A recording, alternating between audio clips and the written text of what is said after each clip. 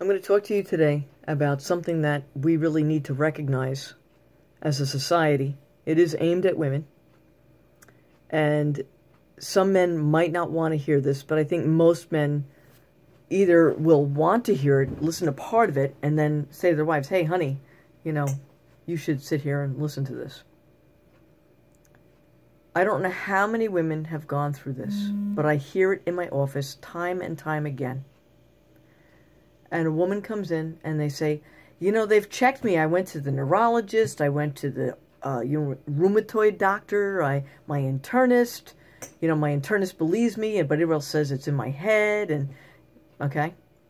Or, we took my daughter to the pediatrician and he said, oh, don't worry about it. She's just going through him. Okay. Now, I was born in 1962. And I thought that would end. I thought blowing women off and young girls and telling them that their problems weren't real would end as we evolved. Okay? But that's not happening. And as a matter of fact, it's not only not happening among doctors that are men, but it's happening among doctors that are women. And we have to break the cycle, because this is very unhealthy for society. It does cost us extra money. It costs our insurance companies extra money.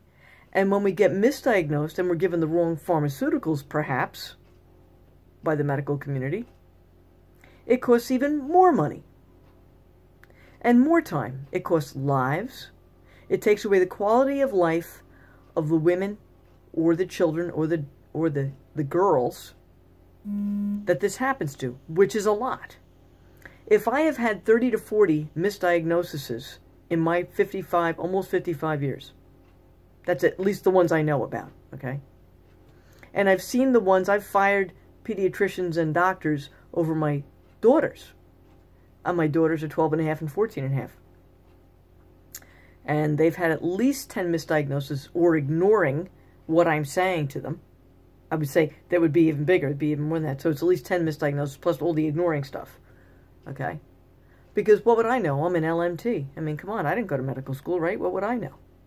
Well, I happen to be a mom. I happen to be somebody who actually was kind of a caregiver even as a child. And I believe that when you are invested in taking care of an individual as a child and you're taking care of a mother or somebody else, you're not so stupid. You kind of get smart from that. Okay? And if you notice something wrong with somebody, what do? You have a tendency to say, hey, I think this might be wrong with them. But nobody's going to listen to you, right? Nobody's going to listen to a 13-year-old, right?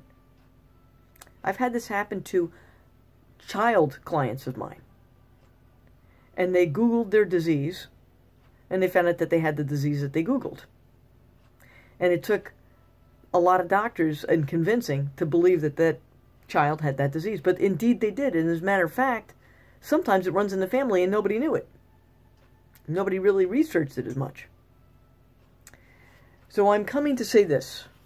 It is quite ridiculous that girls and women are still considered in this country second-class citizens when they're your biggest patients.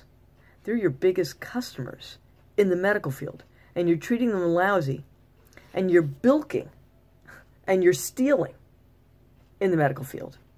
You're stealing their confidence. You're stealing their insurance dollars. You're lying to them. And I have to tell you, it has to stop. And I look back and I go, God, I could have sued that person. I could have, I was brought up never to sue anybody. I didn't like that. Okay? But now I'm looking at this and I'm saying, moms, go after those docs that do that. And don't wait more than 2 years, because there might be a statute of limitations on it. I'm serious. And people say, oh, this, that, you know what? I've seen it done. I've had friends who had great husbands. I have a great husband, but I have friends who have great husbands. And they were convinced by the doctor that their wife's issue or their daughter's issue was not because of a bad diagnosis or because they were given the wrong medication or too much of the medication. And then they find out and they consult a lawyer that well, you're not going to get anything from this. Only to find out after the statute of limitations that has passed that they actually probably should have, could have, and would have benefited suing that doctor. And that there was a class action lawsuit either against the maker of the pharmaceutical drug that was presented, and the doctor knew about it. Hey, like that. So it would have been a twofer. But now they can't even be involved in the class action lawsuit because it's passed. So